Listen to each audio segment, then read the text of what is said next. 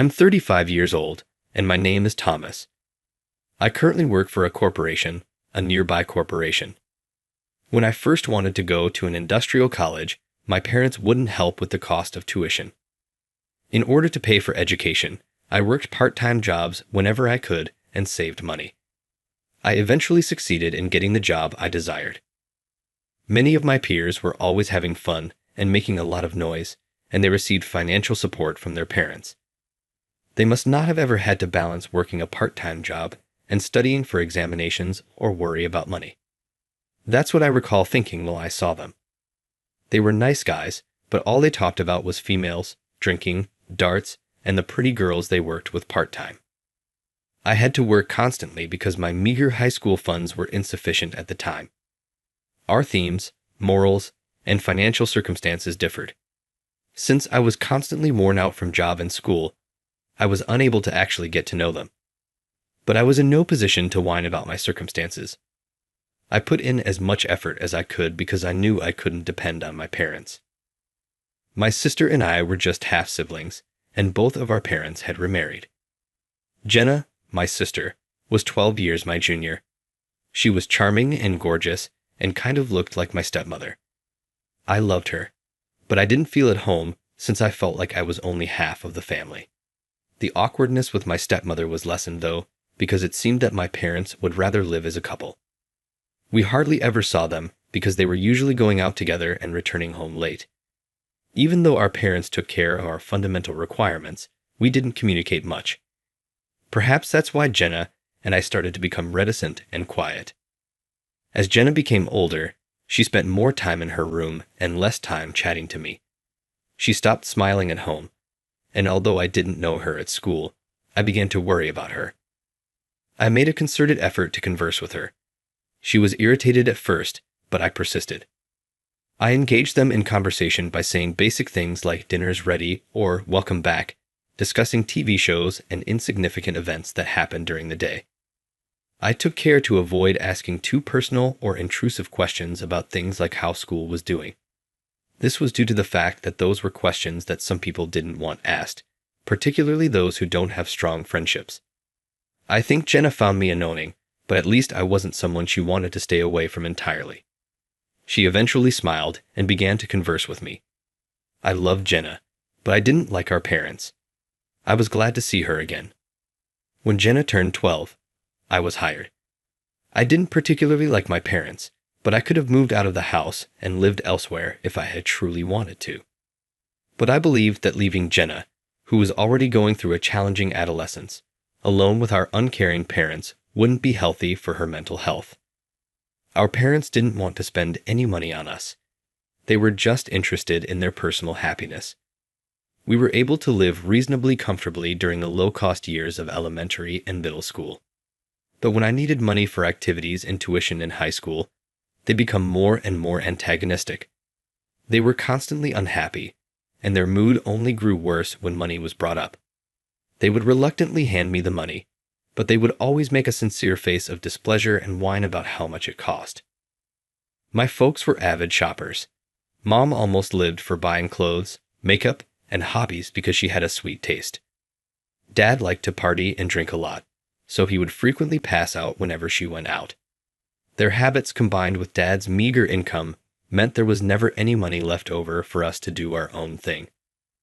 I asked my high school homeroom teacher and advisor for permission to work part-time on weekends and holidays while I was having a dilemma regarding my future. Usually, they would have advised me to concentrate on my studies and extracurricular activities, but after we had a discussion, it was evident that my parents didn't want to cover anything except tuition and the necessities of life. We'll cover the children's essential living expenses, but we don't see the need for anything more. My father answered without hesitation. They should take care of their own costs now that they are older kids. My professors saw the look on my father's face and knew. The teachers said nothing for a time after my father left the room, then finally said, "Do your best." I began working at a fast food restaurant in the area. It was really taxing to juggle employment and school obligations. Since attending a private school was out of the question, I had to focus on my studies in addition to keeping up my connections. Looking back, I think that being too busy and always tired to think about my shortcomings or lack of friends ended up being a blessing in disguise. I lived fairly well with Jenna in a house with hardly any grown-ups, despite the fact that I was always exhausted. Jenna abruptly told me she had a boyfriend on her 23rd birthday. Jenna had always been quiet and distant, so I was taken aback. She'd apparently been approached by a businessman who frequented her place of employment. It made logical, as Jenna was clearly gorgeous. I felt conflicted, but Jenna remarked, "Thomas, I detest this house. Because you were here, I've been able to get through it thus far, but now I can't get rid of the sensation that I shouldn't return." He asked me to marry him, even though I've only known him for a short while. He knew my circumstances, which is why I know he said it so swiftly. Even though Joshua and I have only been dating for 3 months, I want to marry him. I nearly lost my breath when I realized how short Jenna's relationship with her boyfriend, who we haven't seen yet, was. I might sympathize with her, but she would face difficulties in the road if she marries an unproven man. I said, "Let me meet him first, and then we can decide if you can marry him." Reluctantly, Jenna accepted. She answered, "Well, I'll introduce him to you anyhow." At just 23, Jenna had no prior romantic or professional experience and was attempting to flee with a man she had met 3 months prior. It's dangerous to consider marrying someone before getting to know his character, and Jenna's naivete is likely the reason for this. I do have some experience, albeit not a lot of it. Friends of mine have told me stories of their negative interactions with obnoxious individuals. That's why I had a slight feeling of discomfort about Jenna being married to someone she barely knew. To my dismay, Jenna appeared to be happier than before. She had either smiled or remained expressionless when speaking with me up until this point. But today she appears vibrant and has a serene expression that exudes a pink or light orange glow. I felt a little relieved to see her in that light. He has to be taking good care of Jenna. Anticipating the day I would meet him, I reasoned that if that were the case, everything should be all right. However, my optimism was going to be dashed. Her lover had picked a classy restaurant where they would meet.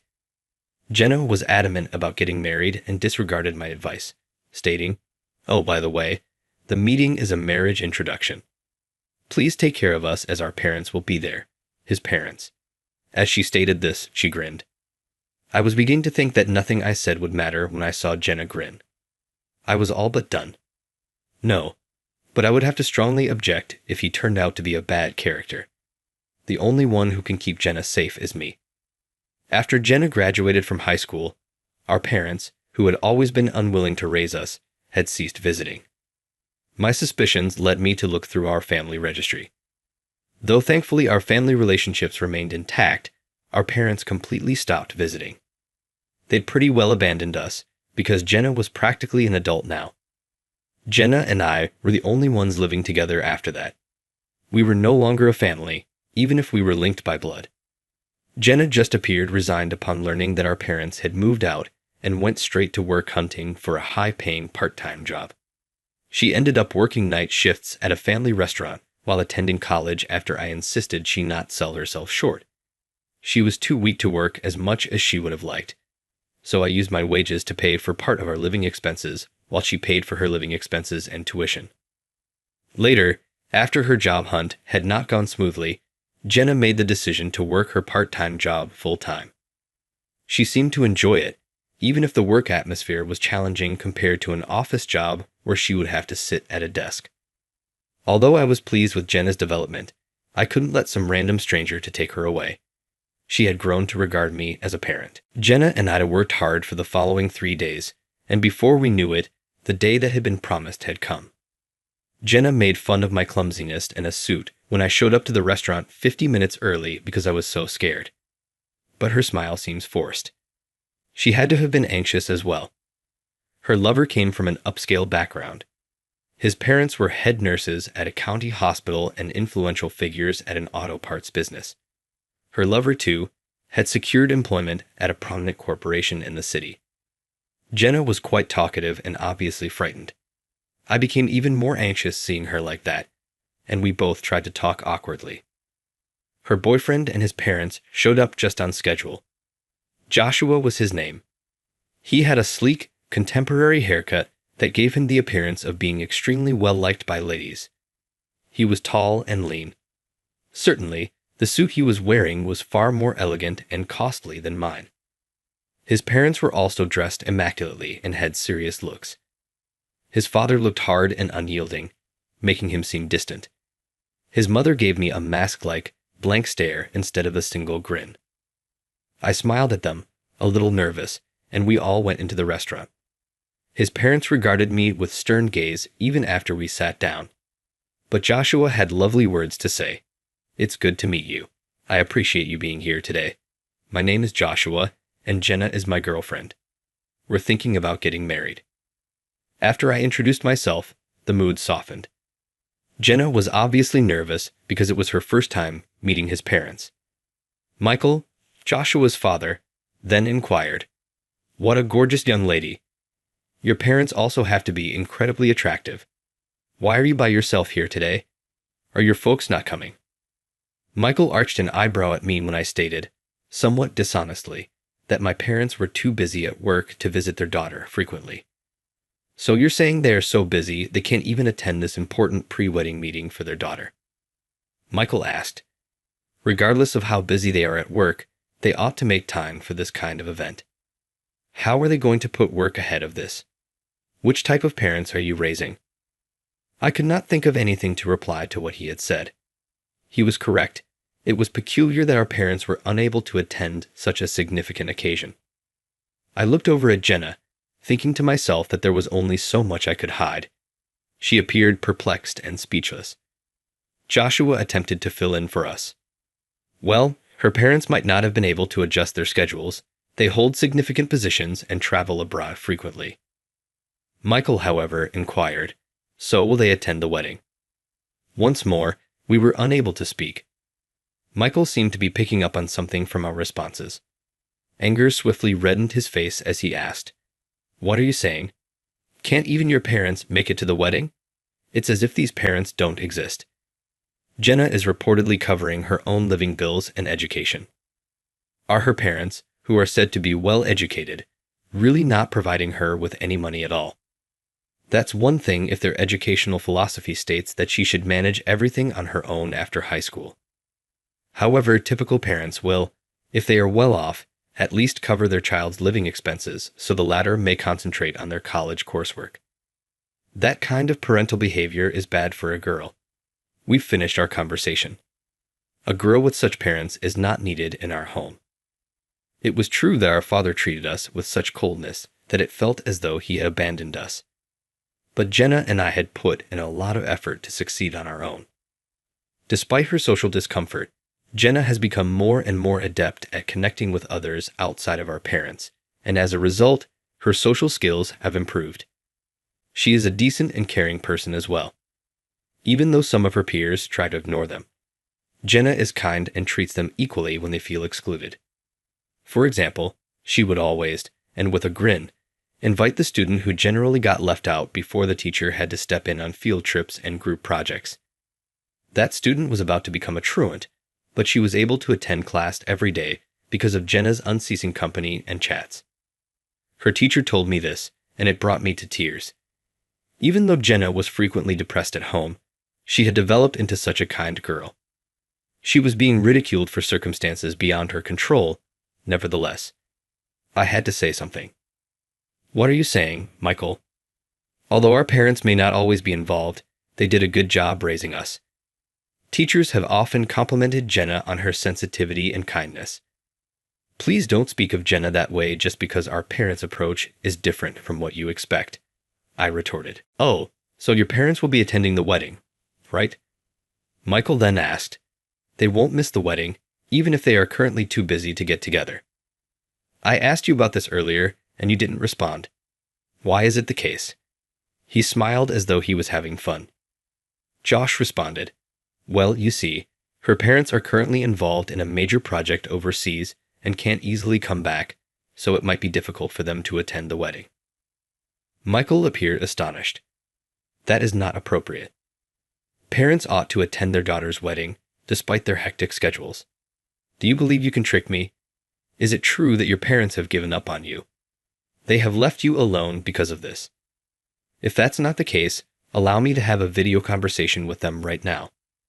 Following Joshua's example, Jenna remarked, "Our parents are so busy that they hardly ever get time to talk to us. We are unsure of their availability. You're trying to keep us from speaking to your parents because you're not in touch with them." Michael shot back. "You believe you can fool us, but we can see right through you. A person without biological parents is not welcome in our family. Am I mistaken?"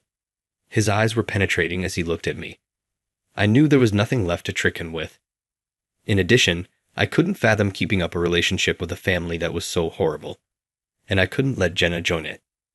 Although our parents may not have been the finest, we are aware that many other children have experienced worse. It was difficult to work part-time and study, but I think I managed my duties far better than those easygoing college students. We took our lives very seriously. It was excessive to have our character evaluated according to how our parents treated us. Given their elevated social standing, Joshua's parents aspired to have the ideal daughter-in-law. His assessment of Jenna's appropriateness as a prospective daughter-in-law was based only on his suspicion that, based on their observations of her parents, she might be mentally ill. It doesn't follow that children are inherently faulty because of their parents. Naturally, having kids might provide unforeseen difficulties. Although having few resources can lead to unhappiness, Joshua's parents were unable to form an accurate judgment of Jenna in such a short period of time. It was time to discipline Michael for his criticism of my sister. Ever since I found out where he worked, I had been grinning to myself. Michael was about to rise, as though he wanted to declare that there was nothing more to talk about. "I should have mentioned earlier that I'm the CEO of a corporation," I said to him. "I think you work for EC Corp. Isn't that the struggling business that ours is going to buy out? We were just talking about layoffs. To thrive in a modern environment, one must continue to be inventive. You claim not to require my sister. Indeed, such a rigid thinker is not needed in our organization either." Michael hesitated for a moment, looking shocked at what I had said. However, his tone abruptly shifted and he replied, "What? I was ignorant. I apologize profusely for my hurtful statements. I implore you not to fire me." Yes, I was the CEO of a much bigger company, and I worked in the same industry as Michael. I had originally planned to pursue a technical career in mechanical engineering after graduating from college. I attracted the CEO's notice when I joined Company A and worked my way up the corporate ladder. I was appointed the CEO's replacement a few years ago because of his ongoing health problems and lack of children. Compared to Michael's company, Company A is a larger organization with roughly 4,000 workers. Michael's business is not small, but it was nothing in comparison to mine. Following that, I ignored Michael's repeated attempts to appease me, grabbed Jenna's hand, and said, "Let's go." Having in-laws like that, no matter how wonderful they are, will only cause you pain. You deserve a better person, Jenna. And with that, I dragged her out of the shop. My heart hurt when I saw Jenna on the way home, walking slowly and wearing a dejected expression. Her entire life, she had put in a lot of work. She most certainly battled with life's challenges due of our parents. At last, Jenna had discovered someone she could genuinely rely on.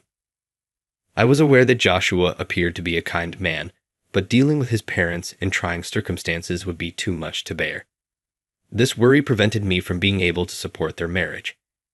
Jenna was happier than I had ever seen her. I was proud of myself for keeping her safe from those terrible in-laws, but I never wanted to see her like that. After becoming aware of the problems with his parents, Jenna questioned gently, "What should I do now?" Notwithstanding his parents, Joshua was a decent man. I couldn't discover the answer, but maybe she could be with him if she was ready for it. I was limited to saying, "I'm sorry." After Michael's business amalgamated with ours, I made the decision to terminate him. He ended up having to abruptly terminate his professional career since he was walking about thinking he was an elite. According to rumors, he had a poor reputation previously, therefore no other employer would hire him again, and he is currently jobless. There were rumors that he was self-destructive, since his family was disintegrating and he had lost his job. Although I felt sad for Joshua, perhaps this would help him get away from his challenging parents. Despite her initial sadness, Jenna never placed the blame on me. But when she stopped communicating with me, I started to get depressed and wondered if she was still harboring any grudges. The marriage had been called off, albeit it was inevitable. Even without my intervention, I think it would have collapsed. It hurt so bad to see Jenna like that. However, Jenna abruptly declared one day, "Thomas, I don't think poorly of you. I apologize for continuously ignoring you and showing you my sad side. He's become just as essential to me as you have, even though I know you've always tried to protect me." I was so depressed over my lack of harmony with his folks. I felt obligated to apologize after observing that you have been experiencing sadness as well. I didn't have many close friends at school, and with parents like ours, I felt hopeless about having any fun in life, she said as I just stared at her. "Thomas, I chatted to you most of the time before I started school. That's why I had a lot of trouble in primary school. Everybody else smiled and conversed with such ease. I was at a loss for what to do because I had become so reliant on you. I was never satisfied with what I got from people. Thus, I was never able to have a meaningful conversation. I was getting more and more tired because I had nowhere to unwind, and my house wasn't a comfy location either. I became known as the silent youngster as my grades increased. I detested that, but I was stuck in that cycle and didn't know how to be more gregarious. Yet you made an effort to support me always. No matter how late you worked, you would always come chat to me, even when I was a high school student and would spend all of my time in my room on my phone. You persisted in wanting me, even after I pushed you away. I found it irritating at first. I felt it was more enjoyable to glance at my phone. You learned to cook by watching your mother prepare modest meals and cooking a lot of veggies for me every day out of concern for my health. You continued to try to chat to me, even when I had nothing to say and was just watching TV. As a result, I gradually picked up conversational skills from others. I was so tired at first that I simply wanted to eat by myself. But as time went on, I began to enjoy conversing with other people. I was overanalyzing it, I realized. I used to feel like I had to talk about what other people loved or about TV series. The topics you discussed were usually straightforward, and it made me feel better to talk about them. That's why I could persevere through tedious schoolwork. Thomas, I sincerely appreciate all that you have done for me. Jenna broke down in tears and expressed her regret for everything. I simply gave her a hug as I had no idea what to say. I could always talk to someone about insignificant topics, but in a situation like this, I was at a loss for words. I felt like a brotherly failure. I spoke to her over and over, "Jenna, you'll find someone better. Jenna, someone better." She answered, "Yes," while sobbing in my arms, without saying anything more. I continued to touch her back. Jenna seems to have healed after a while, at least superficially. She returned to work and appeared content once more. But maybe as a result of what transpired previously, she declines every offer made by clients. Perhaps she finds it difficult to let go of him. I tried everything to keep her safe, but all I could do this time was keep an eye on her. Joshua severed all contact with his parents a few months later, at which point he married Jenna. As much as I worry about certain things, I constantly tell Jenna to let me know if she needs anything. I want to help Jenna as much as I can in case something happens. Even though we are only half siblings, the lack of love from our parents has strengthened our relationship. At least now Jenna had someone who was willing to protect her even if it meant leaving his own parents behind. Joshua and Jenna beamed brighter than I had ever seen them smile as I complimented them. I'll finally be an uncle to a young girl next year. While working hard himself, Joshua has continued to be the helpful partner he appeared to be, lending a hand to Jenna. Every time we saw each other, Jenna's countenance became more serene, letting me know she wasn't in pain. My younger sister was expecting her first child. Their child would be adorable whether she looked like Jenna or Joshua. Even before my niece was born, I saw myself showering her with love and toys. I had already intended to swoon over her. My thoughts were noticed by Jenna, who grinned broadly and added, "Uncle, thanks in advance for everything."